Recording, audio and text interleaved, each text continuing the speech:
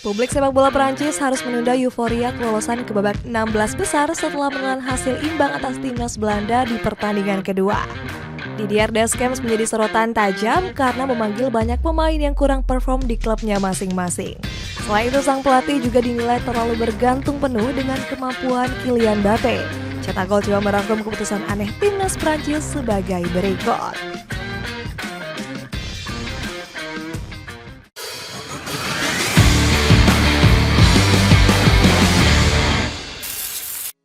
Diunggulkan menjadi juara.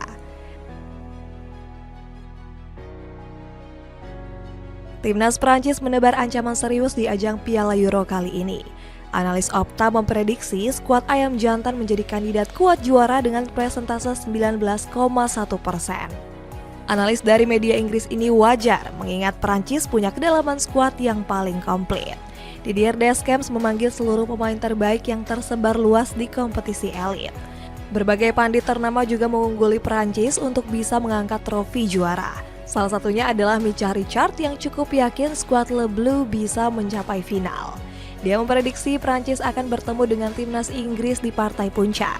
Namun Richards menilai timnas Prancis yang akan menjadi juara dengan kedalaman skuad yang mumpuni. Jamie Carragher yang merupakan legenda timnas Inggris bahkan menjagokan Prancis. Dia menilai skuad ayam jantan akan lolos ke final dan bertemu dengan sang tuan rumah Jerman.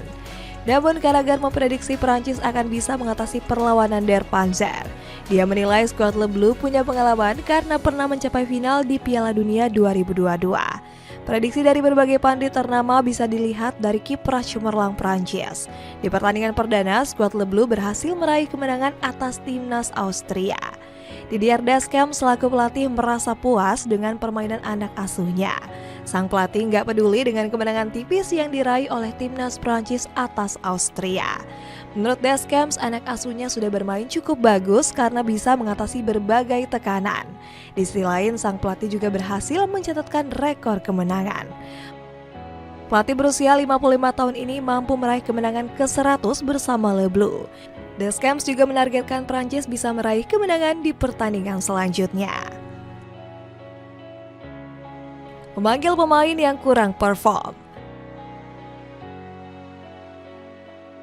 Walaupun bisa meraih kemenangan di pertandingan pertama, Didier Deschamps sempat mendapatkan kritikan tajam. Pasalnya mantan pelatih Marseille ini nggak memanggil pemain gacor. Sebut saja Michael Olise yang tampil menggila bersama Crystal Palace di musim lalu. Pemain 22 tahun ini menjadi kunci skuad The Eagles bersaing di papan tengah Liga Inggris.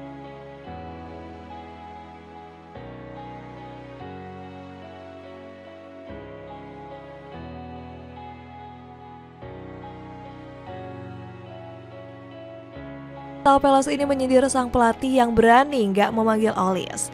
Bukan hanya itu, Deschamps juga meninggalkan Jean-Claire Todibo yang menjadi andalan OGC Nice.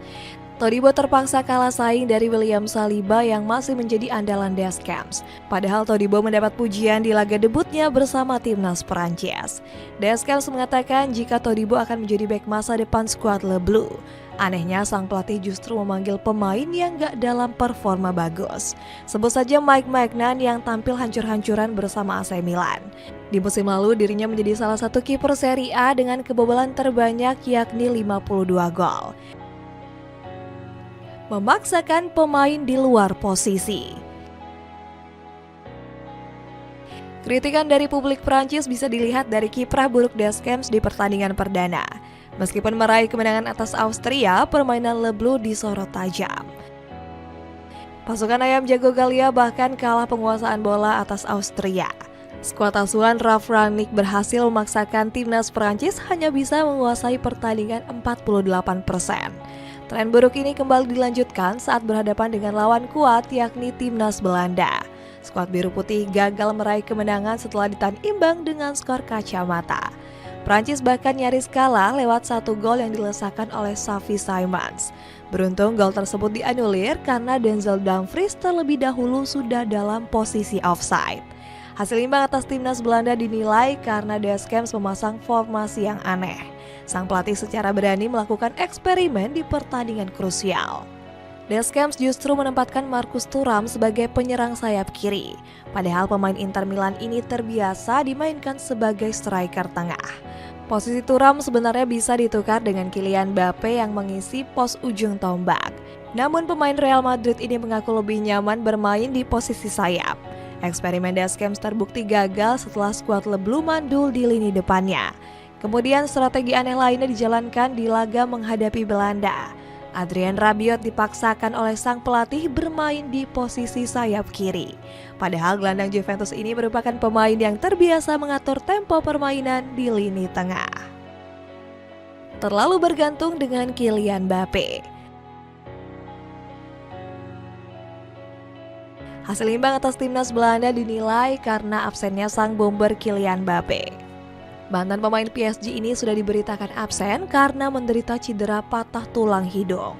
Selain itu, timnas Prancis dinilai terlalu bergantung kepada Kylian Mbappe. Deschamps sempat panik dengan cedera yang dialami oleh sang pemain. Pasalnya, timnas Prancis nggak mempunyai bomber tajam di bangku cadangan. Performa Olivier Giroud dinilai sudah menurun karena termakan usia. Ketakutan Deschamps terbukti setelah Le Bleu gagal memainkan Mbappe. Lini depan Perancis langsung tampil tumpul dengan gagal mencetak satupun gol. Mandulnya Mbappe sebenarnya sudah diharapkan oleh banyak pihak. Daniel Carvajal sempat berdoa agar rekan barunya ini tampil buruk di ajang Euro 2024. Pemain Real Madrid ini menilai Mbappe merupakan pemain kunci yang bisa membawa Perancis untuk juara. Rekor apik yang dihentikan tim kuda hitam. Timnas Prancis juga membuat rekor buruk melawan timnas Belanda. Kedua tim ini memang sudah sering bertemu di satu grup sejak babak kualifikasi Piala Euro. Hebatnya skuad Le Bleu berhasil mengalahkan anak asuh Ronald Koeman sebanyak 2 kali. Bahkan salah satu kemenangannya diraih dengan skor telak 4 gol tanpa balas. Namun catatan gemilang ini langsung terhenti setelah ditahan imbang di fase grup Piala Euro 2024. Didier Deschamps mengaku sangat kecewa dengan mandulnya para pemain depan. Deschamps merasa anak asuhnya seharusnya bisa mencetak banyak gol. Sang pelatih justru menyindir Antoine Griezmann yang bermain gak sesuai harapan.